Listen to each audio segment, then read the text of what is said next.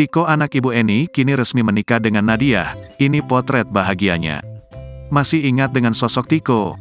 Iya, anak Ibu Eni yang rumahnya dulu terbengkalai ini sempat viral. Kini, Tiko akhirnya resmi menikahi sang kekasih pada Jumat, tanggal 19 Mei tahun 2023, di Tangerang, Banten, secara sederhana. Tiko dan Nadia terlihat kompak mengenakan pakaian pengantin berwarna putih. Nadia tampak cantik dengan siger Sunda yang dikenakannya, sementara Tiko menggunakan kopiah senada dengan warna bajunya. Saya terima nikahnya Nadia dengan mas kawin seperangkat alat sholat dibayar tunai, ucap Tiko.